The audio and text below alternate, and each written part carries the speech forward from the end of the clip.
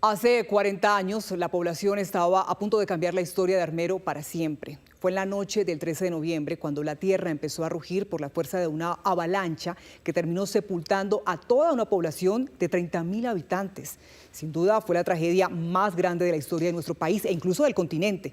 Aquí les contamos lo que ocurrió. El 90% del pueblo está muerto.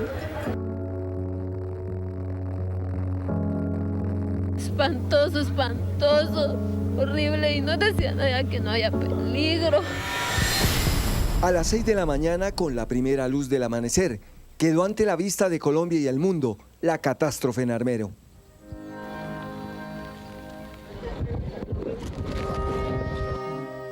El volcán Nevado del Ruiz había hecho erupción y miles de toneladas de piedra y lodo sepultaron esa población del Tolima.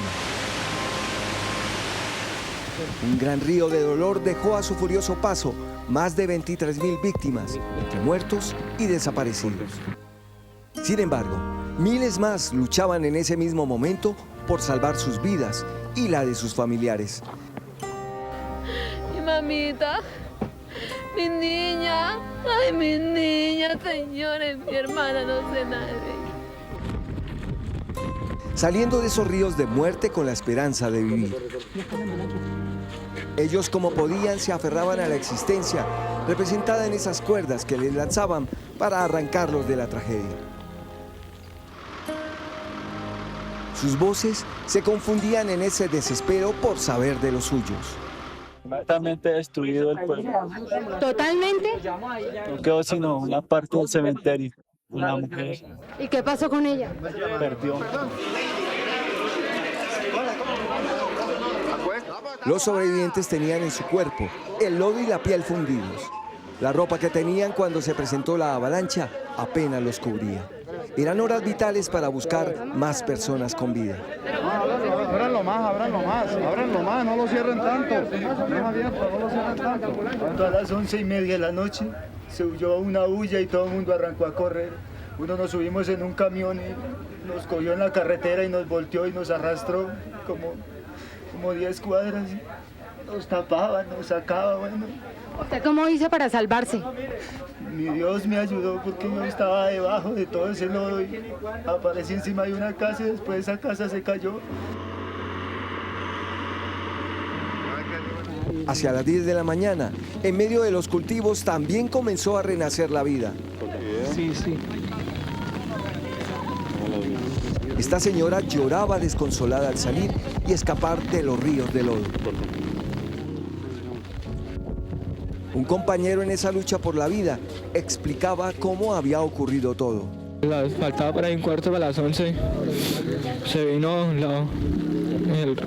explotó el volcán y se vino todo. Se desbordó el río con barro y todo y se llevó todo Armero.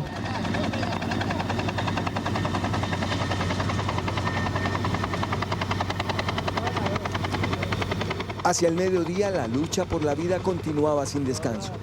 Decenas de personas eran sacadas de las veredas cercanas, llenas de barro, heridas y con la esperanza de encontrarse con sus seres queridos en estos peatones, jalados por los tractores. Esta vez, nada parecía un obstáculo para defender la existencia ante la adversidad. Esta figura de la Virgen que se sostenía en medio de la tragedia era testigo de cómo la fe movía esas toneladas de piedra y lodo para dar paso a la vida. Pues ahí como el cuento es cosas de Dios y la Virgen que nos favoreció.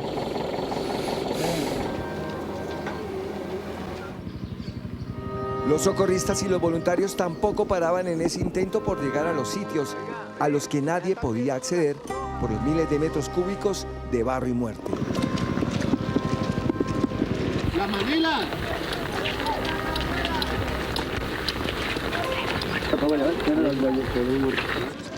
Todos se unieron en esas horas que siguieron a la catástrofe, a la tragedia de Armero. No desfallecieron y por eso se salvaron tantas vidas en medio de la muerte. Ya volvemos. No demoramos. En minutos volveremos a Armero con nuestros compañeros enviados especiales de Noticias Caracol en medio de un especial que quiere rendir homenaje a las más de 25.000 víctimas de una de las peores tragedias que ha sufrido nuestro país.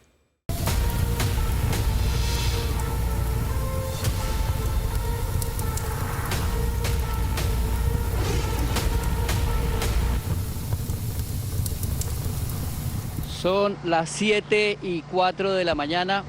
Estos son los rostros de la tragedia, son las fotografías, el archivo histórico de las imágenes que nos dejó esta lamentable tragedia el 13 de noviembre de 1985. Yo estoy aquí en el municipio de Lérida, en otro punto emblemático, icónico. Aquí también estuvo el Papa Juan Pablo II. Más adelante desarrollaremos esta historia en este lugar. Hace 40 años, a esta hora aproximadamente, el mundo y Colombia no conocía la dimensión de la tragedia. Todavía se hablaba de una emergencia que había ocurrido en el norte del Tolima, pero nadie dimensionaba lo que estaba pasando. Solo una comunicación que logró nuestro compañero Yamid Amad, periodista, maestro y también director de Noticias Caracol, en ese momento en Caracol Radio, logró una comunicación con un piloto de fumigación. Se llamaba el capitán Fernando Rivera. Él fue quien a través de esa comunicación le dijo a Colombia qué era lo que estaba pasando, qué era lo que había ocurrido, y le había dicho que Armero no existía ya.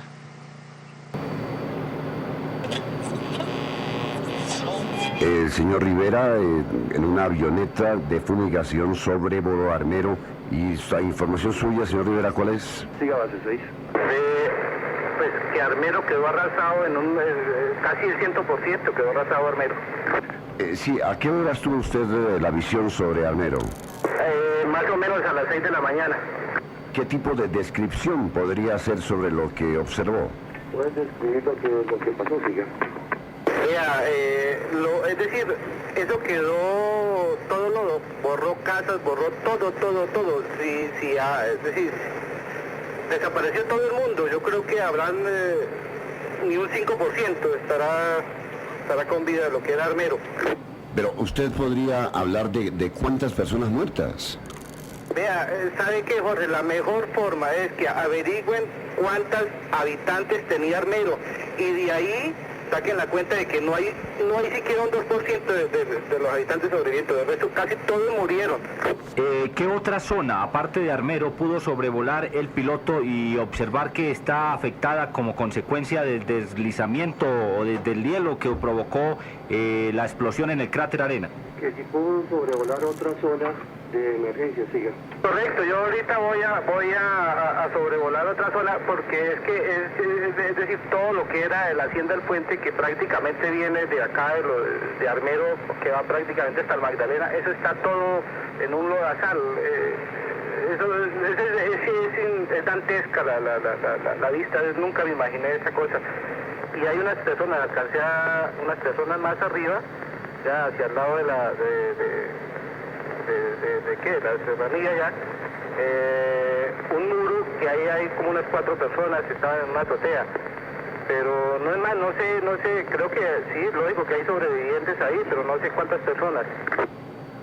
Ahora, señor Rivera, ¿qué tipo de aviones, preguntaba hace un momento a Alfonso, podrían aterrizar en la pista de la sierra? No, únicamente monomotores, pero aviones muy pequeños, ¿ya? O bimotores, un tipo Azteca o alguna cosa, pero no sé la pista de Mariquita, porque la pista de Mariquita pues queda más, es decir, es mejor para aviones ya grandes. ¿Las casas afectadas por el lodo están totalmente tapadas o están parcialmente tapadas por el lodo? Vea, es que no se ve casas, quedó arena, eso quedó desaparecido, totalmente desaparecido Armero. Es decir, lo único que quedaron son 100 casas, es que no se ve ni muros, ni árboles, ni nada, quedó eso una playa gigantesca. A partir de ese momento, estas son las primeras imágenes que se conocen de lo que fue la tragedia de Armero. Los periodistas de inmediato nos movilizamos al lugar y se empezaron a registrar estas imágenes lamentables que estaba conociendo el mundo. Un inmenso playón estaba sobre la ciudad de Armero, una ciudad de más de 30.000 habitantes. Todas estas imágenes quedaron registradas en los archivos, en los documentos, y durante 40 años nos han recordado esta lamentable tragedia. El 90% del pueblo está muerto. Espantoso, espantoso, horrible, y no decían allá que no haya peligro. A las 6 de la mañana, con la primera luz del amanecer, quedó ante la vista de Colombia y el mundo la catástrofe en Armero.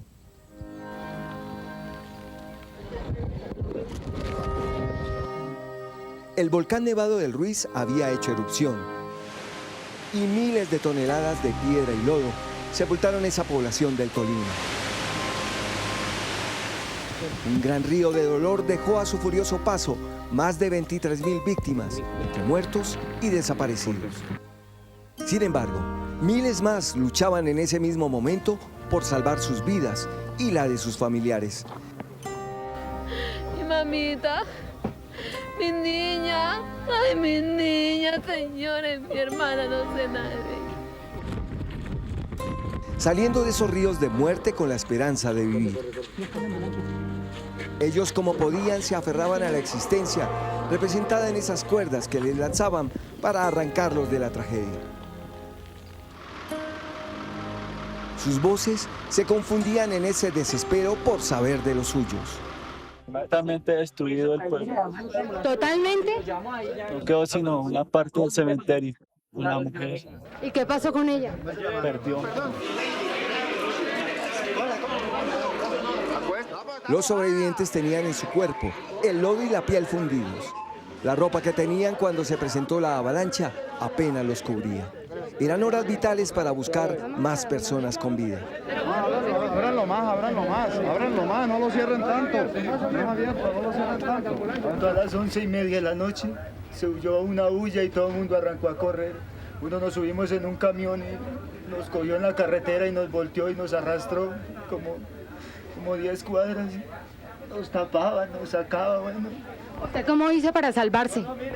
Mi Dios me ayudó porque yo estaba debajo de todo ese lodo y aparecí encima de una casa y después esa casa se cayó. Hacia las 10 de la mañana, en medio de los cultivos, también comenzó a renacer la vida. Sí.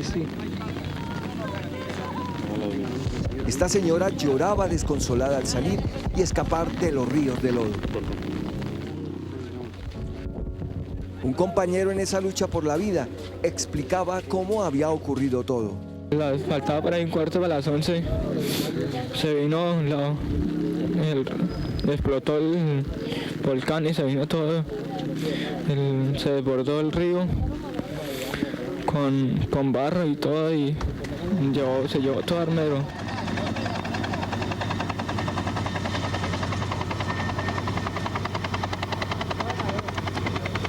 Hacia el mediodía, la lucha por la vida continuaba sin descanso. Decenas de personas eran sacadas de las veredas cercanas, llenas de barro, heridas y con la esperanza de encontrarse con sus seres queridos en estos peatones, jalados por los tractores.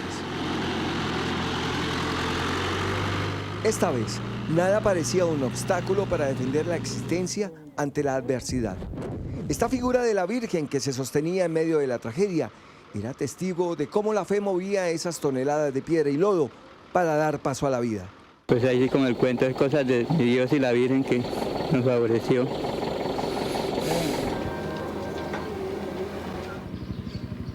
Los socorristas y los voluntarios tampoco paraban en ese intento por llegar a los sitios a los que nadie podía acceder por los miles de metros cúbicos de barro y muerte. ¡La Manila!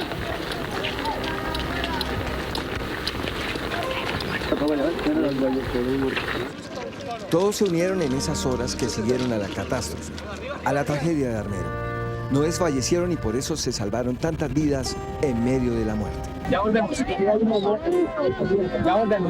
No demoramos. Han pasado 40 años desde la tragedia. Estas imágenes dan cuenta de las ruinas, de lo que quedó, de lo que realmente sobrevivió en este lamentable episodio. Durante 40 años las víctimas han elaborado su duelo con dolor, con muchísima dificultad. Nuestra compañera Stephanie Valencia acompañó a una de estas víctimas de regreso a su casa después de 4 décadas.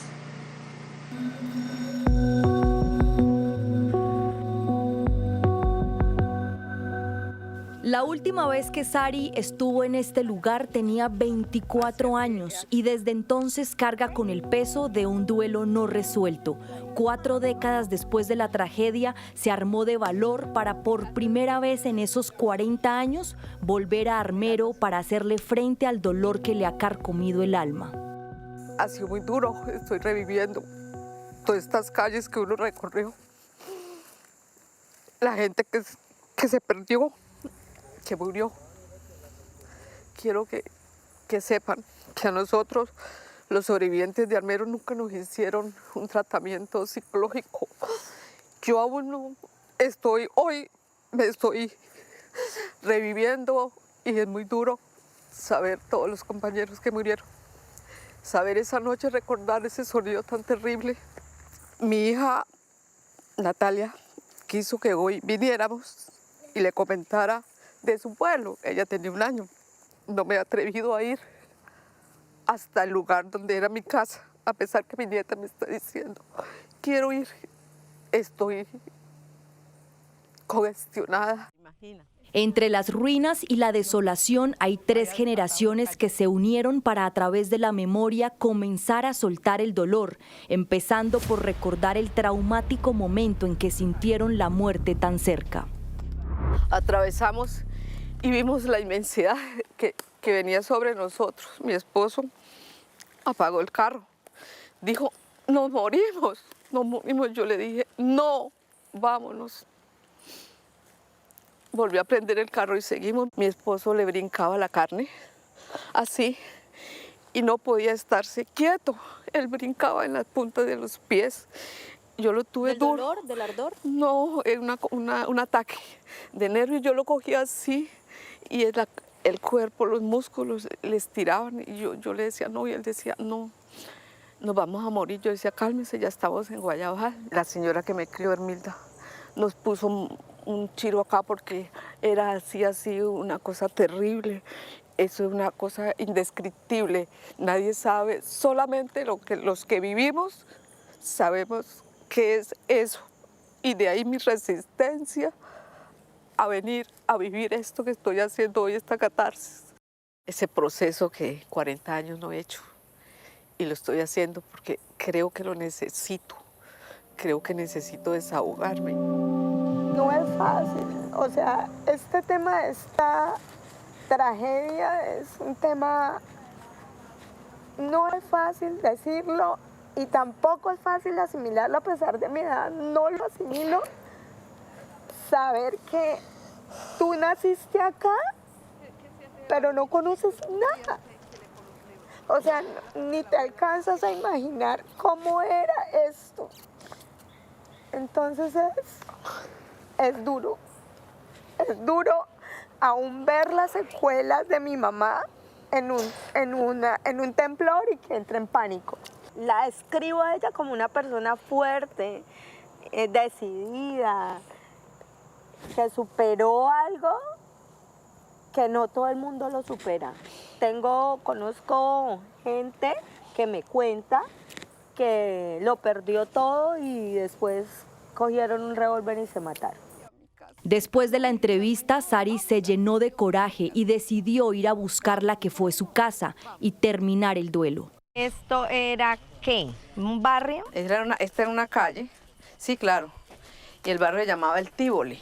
Las calles que alguna vez tuvieron nombre ahora son senderos de tierra. Sari se encontró con un Armero distinto al que vivió hace 4 décadas. Un Armero sin calles, invadido por la maleza, cubierto por raíces torcidas, pedazos de muros y baldosas. Los árboles nacen dentro de lo que fueron salas o cocinas.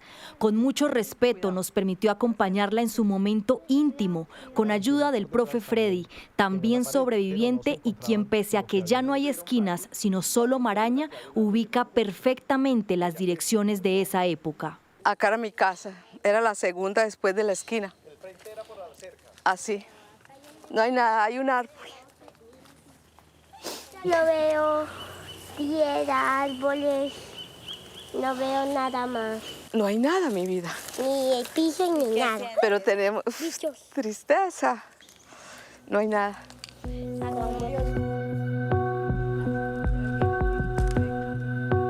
Muy duro porque era mi casa. Porque acá podía haber muerto. Porque me salvé por milagro de Dios. Quedé viva para contarles, para cumplir una misión, servir a la gente. He servido a la gente desde mi profesión. Pero hasta ahora estoy haciendo este duelo. ¿Cómo se hace un duelo cuando el barro se llevó todo? No me da miedo entrar, es algo... El profe Freddy lo hizo podando regularmente lo que quedó de su casa. Y Mauricio no ha dejado de buscar a su hermano menor, que fue arrancado de las manos de su mamá por la fuerza de la avalancha. El estruendo es como cuando una volqueta lleva piedras a una obra y bota la piedra, pero no una, sino haz de cuenta que van 10, 20, 100 volquetas botando piedra al mismo tiempo. Todos entramos en pánico, lo único que hacemos es cogernos duro de la mano de mi mamá y ya el lodo llega y nos arrastra cerca de unas 4 o 5 cuadras. Yo quedo enterrado como hasta la mitad de mi abdomen, cogido de la mano de mi mamá. Mi hermano desaparece de la otra mano de mi mamá.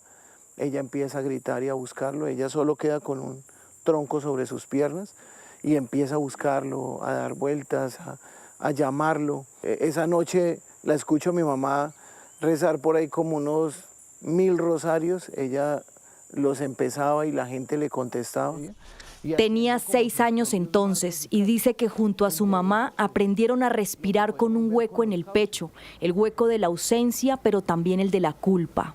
Hablar con ella de eso es desgarrador porque pues ella no para de llorar, sintiendo de que ella debió haberlo sujetado un poco más fuerte, de que no sé, de que si hubiera corrido un poco más hacia la cerca a donde llegamos, él quizás se hubiera podido salvar y de cierta manera ella se hace culpable de no saber si él falleció, de no saber si está vivo y aún lo siguen buscando, o sea, lo seguimos buscando como familia. Sí. Y el profe Freddy sigue desmalezando.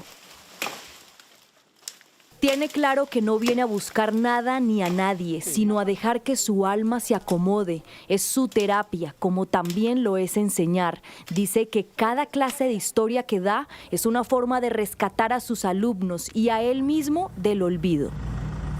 Quedamos atrapados allí, abrazados a los árboles de afuera y ya con el lodo al cuello y empinados, ¿sí? Eso era una incertidumbre.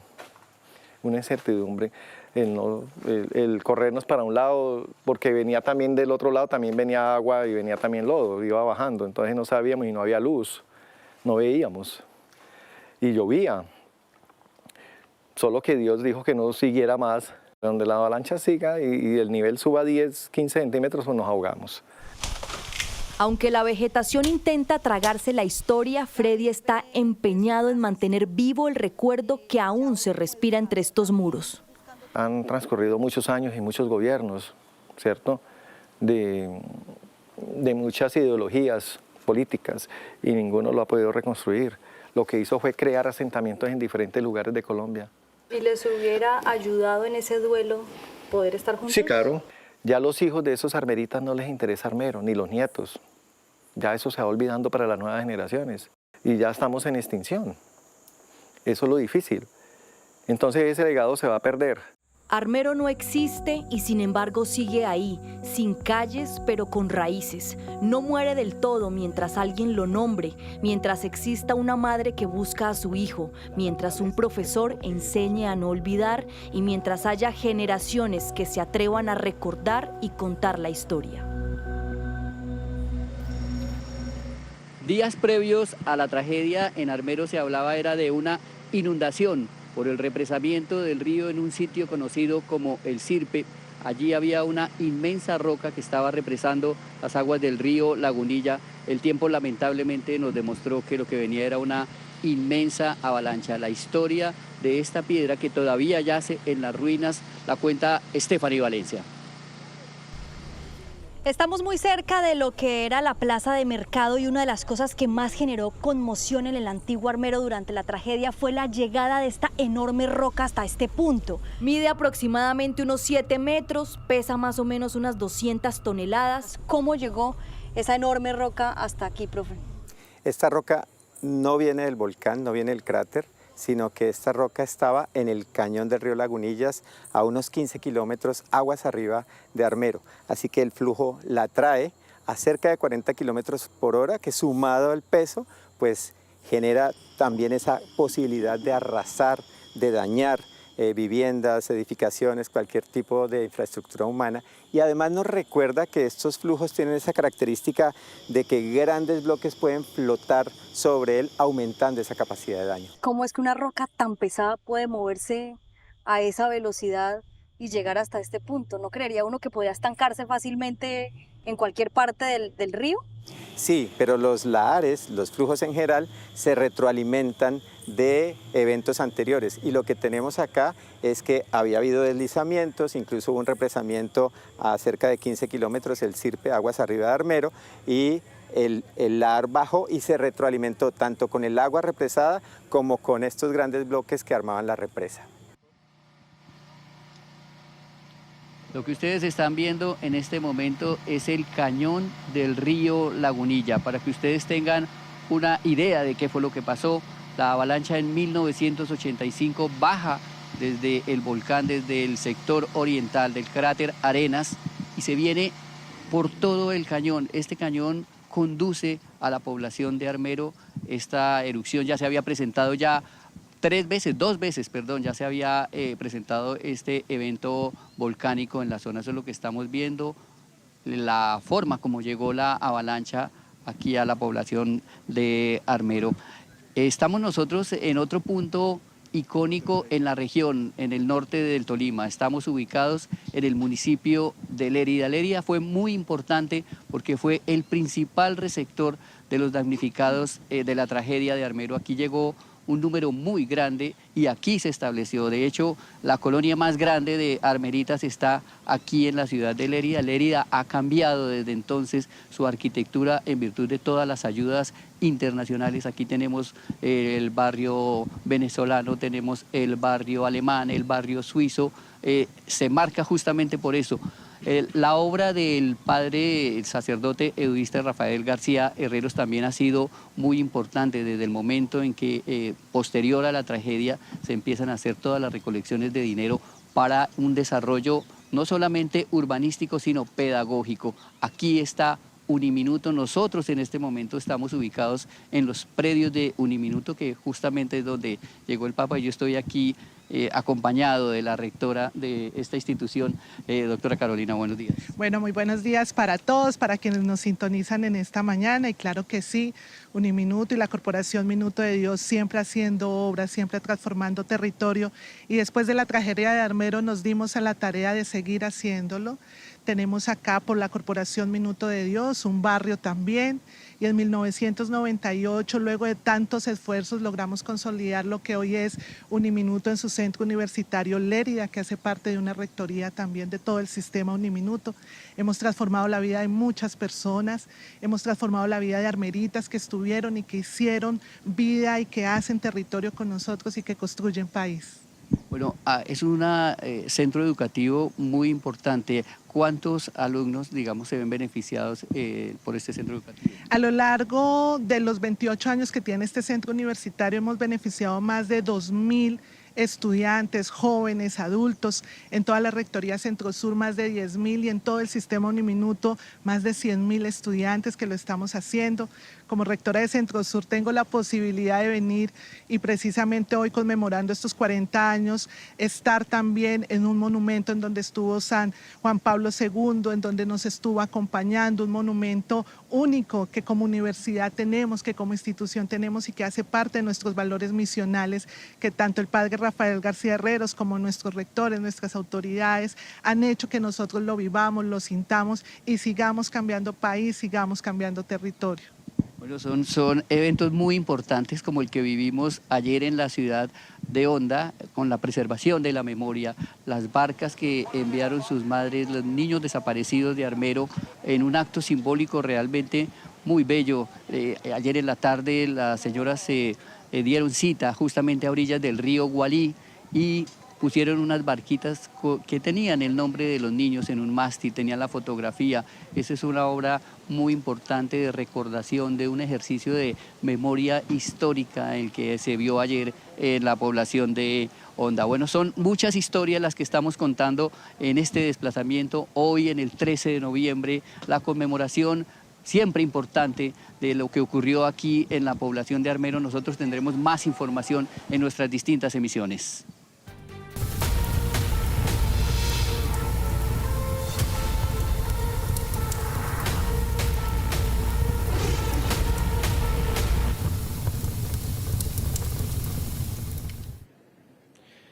Siete 42 minutos de la mañana, estamos en este cubrimiento especial desde aquí, desde Armero, donde pues aún continúan los preparativos para lo que serán los homenajes a partir de las 9 en punto de la mañana. Encabezados por el gobierno departamental y el gobierno nacional, habrá una Eucaristía presidida por el nuncio apostólico y también habrá distintos símbolos, actos simbólicos en conmemoración a las víctimas, a los familiares de las víctimas y a los sobrevivientes.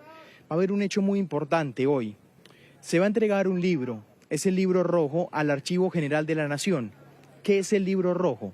El libro rojo es lo que tiene la información fundamental de tantos niños que hoy están inclusive perdidos, es decir, su familia los está buscando en este momento. Nosotros estamos, ustedes la imagen que están viendo es la imagen de la Plaza Los Fundadores, el Parque Los Fundadores, donde este casi que era el eje central de los armeritas hace 40 años. Es la imagen de nuestro dron de Noticias Caracol a esta hora. También en una esquina ustedes pueden ver la iglesia de San Lorenzo, que es una iglesia restaurada. En las próximas emisiones ustedes van a ver la historia de cómo fue el trabajo de los armeritas para restaurar esta iglesia y la historia que tiene su cúpula. La encontraron 1 kilómetro más adelante después de la tragedia hace 40 años. Pero esa tragedia, esa avalancha, la cuentan sus sobrevivientes también aquí en Noticias Caracol, cuando vemos estas imágenes de lo que es el antiguo Armero. Estamos con Luz Amparo Bocanegra. Luz Amparo, gracias por estar en esta primera emisión de Noticias Caracol. Luz Amparo es sobreviviente de la tragedia hace 40 años. Luz Amparo, cuénteme, agradeciéndole su testimonio, hace 4 décadas a esta hora, siendo las 7:44 de la mañana, me imagino que usted se estaba levantando con su familia. ¿Qué recuerda de esos primeros minutos del 13 de noviembre? Bueno, pues hace 40 años a esa época, pues por día, hoy estaríamos ya viviendo la tragedia, estaríamos en las lomas preocupados porque no sabíamos qué hacer. Era una niña tan solo de 11 años, me salvé con mi hermana que tenía 15. Perdimos 41 familiares, entre esos mis padres, que eran mis abuelos paternos. Nosotros, 3 de la tarde empieza a caer ceniza, nos dirigimos a la casa, yo estudiaba en la concentración 20 de julio, que era solo de niñas, detrás del hospital. ¿Esa caída de ceniza cómo era, Luz Amparo? Comenzó a llover, ¿densa? como a llover ceniza, y luego comenzó a caer más recio, entonces pues ya... Pues era igualmente, nosotros éramos niños, nosotros no esperábamos nada del volcán, siempre hablábamos de la represa del Sirpe, que se podía desbordar y que en ese momento podía inundar Armero, pero nunca esperamos que un volcán Nevavolgo fuera a hacer una erupción y llegara hasta el pueblo o la ciudad de Armero, porque Armero era la ciudad blanca de Colombia y la segunda ciudad capital. 7 horas después, ¿qué pasa? Hacia las 10 de la noche. Nos encontrábamos durmiendo, mi tía laboraba en la alcaldía de acá de Armero. Llegamos, nos acostamos a dormir, igual manera pues teníamos tranquilidad porque el sacerdote dijo en la misa que no nos diera miedo, que no iba a pasar nada, que colocáramos unos chiros húmedos en la nariz, el ventilador para evitar el olor a la ceniza y al azufre. Nosotros vamos a dormir, a las 11 de la noche empiezan a tocar la puerta la gente corriendo y le decían a mi tía, doña Paulina, se vino Lagunilla, entonces todos salimos. Nosotros salimos a la puerta de la casa y inmediatamente se va la luz. y empieza a sonar ese estruendo que es algo que la verdad es incomparable el ruido, y la tierra se movía, era como si fuera sismos de una vez. Claro, usted sale y ya se encuentra en medio de la avalancha, me imagino. Nosotros salimos y sí, nos tocó subirla y luego atravesar al club de tiros.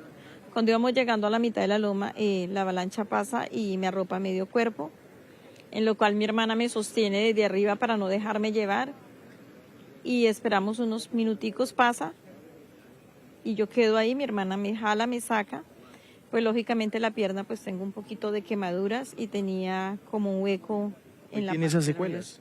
Toda tengo secuelas, sí señor. Sí, vamos a ver estas entrevistas. Luz Amparo, muchas gracias por contarnos este testimonio tan impactante y doloroso. Le agradecemos porque es a través de ustedes que estamos contando la historia de Armero hace 40 años. La entrevista de Luz Amparo ustedes la pueden ver completa en nuestras plataformas digitales. Yo voy con Marjorie Trujillo. Marjorie, usted se encuentra en otro punto precisamente de este Armero antiguo. Adelante, Marjorie.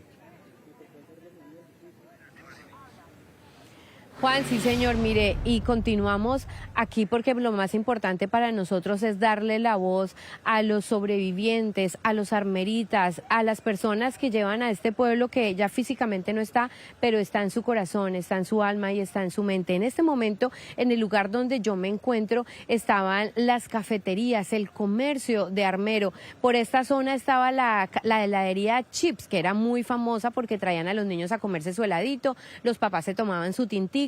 Más allá estaba el almacén Jep y detrás de mí estaba justo el banco más importante de Armero, que no sé si el zoom nos alcance porque además estamos con la señal un poco compleja, pero ahí se ve la bóveda, se ve, fue lo único que quedó de este banco, que quizás era una de las estructuras más modernas de Armero en ese momento, y lo único que quedó en pie fue la bóveda. Me contaban acá los sobrevivientes que fue también construida esta bóveda, que mucha gente trató de entrar y robar el dinero que había ahí, pero afortunadamente pues fue rescatado, no lo pudieron saquear. El mismo banco vino y retiró el dinero que había en el interior. Y quiero, mientras ustedes van viendo estas imágenes, por ejemplo, aquí encontramos homenajes a estas personas que fallecieron acá, como la señora Chavita, y dice en su epitafio, Chavita, la del más delicioso batido. Y es que, como les contaba, toda esta zona era la zona comercial de Armero, y precisamente me encuentro con Hugo González, una armerita que es sobreviviente, pero porque no estaba en Armero. Don Hugo, bienvenido a Noticias Caracol y hemos querido escucharlos a ustedes. ¿A quién perdió usted aquí? Primero que todo, muy buenos días, agradecerle a Caracol que haga presencia hoy en nuestros 40 años, y para contarle la verdadera historia, perdí toda la familia. Yo quedé sobreviviente único de mi familia. Teníamos un comercio acá, éramos propietarios de un almacén de electrodomésticos, vivíamos en un pueblo lleno de éxito. El patrimonio de nuestro pueblo, ¿y cuál era el secreto? De que nosotros éramos pertenecientes de lo que teníamos, por eso teníamos 5 bancos, teníamos las bodegas de todas las federaciones que existen en nuestro país. Hugo, esta mañana y ayer escuchaba a varias personas como usted que estaban en Bogotá, que estaban en Ibagué. Yo decía, Dios mío, ¿qué siente uno cuando sabe que el pueblo cayó una avalancha sobre ella? ¿Y cómo busco a mis papás? ¿Qué hago? ¿Usted qué hace estando en Bogotá y le dan la noticia que desapareció Armero? Usted llegó acá el otro día, ¿qué pasó? ¿Qué hizo usted? Imagínese, esa noche lo primero que hace es buscar sus amigos, buscar sus paisanos, y nosotros nos imaginamos que esto estaba lleno de agua y que nuestra familia estaban en los techos, pero la realidad fue cuando llegamos acá, esa noche que todo el mundo nos acogió, toda la República de Colombia nos acompañó esos días. Yo llegué aquí sin un centavo y cuando entramos acá dio la tristeza, se nos caía el cuero, quedamos mudos, silencio, muchas veces mirábamos que no sabíamos ni qué hacer. Hugo, ¿cuáles eran los nombres de ese núcleo familiar de su familia? Recordémosle para hacerle este homenaje póstumo. Sí, claro, mi papá era Jaime González Rodríguez, mi mamá María Yolanda Mosquera y mi hermano Jaimito González. Este es el homenaje que queremos hacer desde Noticias Caracol, a escuchar a estos armeritas, a los sobrevivientes, a los damnificados, porque esa es la esencia de este homenaje en los 40 años, escuchar a la armerita, a la persona que dejó aquí su alma, su corazón, esas cicatrices que quedaron tras esta tragedia. Un dato para finalizar: a esta hora en el municipio de Líbano, de donde soy oriunda, lloviznaba, olía a azufre y caía ceniza. Listo. Ahí estaba, gracias Marjorie. Precisamente es a través de esos testimonios que estamos aquí reconstruyendo poco a poco la historia de Armero hace 40 años. Doña Adriana, gracias por estar aquí en Noticias Caracol. Gracias. Muy buenos días. Usted perdió 20 familiares, toda su familia aquí. Mis hermanos, mi mamá, mis sobrinos, todos murieron acá en la tragedia. Sí. Cuando usted llega el 14 de noviembre, un día después.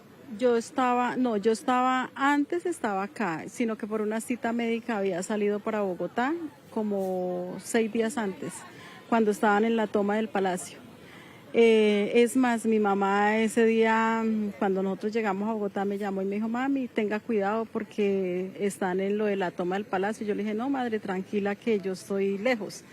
Entonces le dije yo: más bien tengan ustedes cuidado porque por el volcán, ¿no?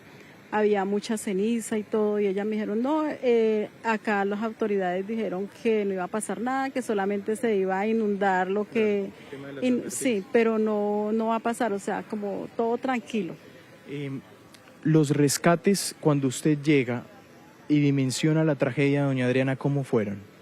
Para nosotros, pues, cuando yo me enteré en Bogotá que yo desperté al otro día y lo primero que hace uno es colocar la emisora, cuando escuché precisamente por Caracol Radio, Armero sepultado, Armero totalmente borrado del mapa, para mí fue un golpe muy duro. O sea, yo en el momento yo no entendía cómo así borraba. O sea, cuando volví a ver la emisora, las noticias, cuando mostraban las imágenes que Armero, la ciudad blanca de Colombia, había sido sepultada totalmente. Entonces yo me puse a gritar, o sea, para mí fue algo terrible. A raíz de eso, nosotros nos vinimos acá buscando donde era mi familia. Nosotros vivíamos en el barrio El Yavid, cerca de La Gallera, el Club Los Pijaos. Nosotros fuimos a buscar y todo eso era así plano, limpio, no había ni una casa, no había nada, absolutamente nada, todos habían muerto. Claro. No había ni dónde irlos a buscar, no había nada, mejor dicho. 40 años después, ¿los cuerpos de sus familiares fueron encontrados o ese homenaje a usted le queda algo pendiente ahí? No, los cuerpos nunca los encontramos, no supieron. Tuve una amiga que estaba cerca, vivía a 2 cuadras después de la casa de nosotros, y la mamá de ella ya salió corriendo, llamó a las hijas se fueron. Ellas me dijeron a mí, nosotros cuando volteamos a mirar, porque nosotros vivíamos hacia arriba, 2 cuadras hacia abajo, dijo, cuando yo volteé a mirar era como una ola que se venía así negra encima, y ya no volvimos a saber nada más. Sí, doña Adriana, mostremos eso a la cámara. Usted hace, sí, es una especie de catarsis, ya para terminar. A raíz de Mostrémosla, si quiere le da la vuelta. Estas son artesanías que hace Adriana, sí, recordando lo que era Armero y sí, la iglesia señor. De San Lorenzo, ¿no? Sí, señor. Exactamente, eran fieles, se reunían allí en oración, y estas son las artesanías que hace Adriana, que pues a través, pues es una forma de hacerle un homenaje a lo que fue su pueblo hace 40 años. Estamos viendo las imágenes del dron de Noticias Caracol. Precisamente esta es la iglesia de San Lorenzo, iglesia que fue inaugurada en 1950, se construyó en 1950. La iglesia fue tapada en su totalidad por el lodo, pero tiempo después lo único que apareció de esa iglesia fue la cúpula, que se encuentra en toda la esquina, estaba a 1 kilómetro de donde se encontraba precisamente el lugar de la iglesia. La lograron restaurar, y nosotros vamos a tener en las próximas emisiones de Noticias Caracol la historia de esta restauración. Doña Adriana, gracias. Muchísimas gracias a ustedes. Dios los bendiga. Vamos a ver estos testimonios completos en nuestras próximas ediciones, pero también acompáñenos a partir de las 9 de la mañana. Estaremos con los actos conmemorativos y también con más historias en Noticias Caracol en vivo. Hasta pronto.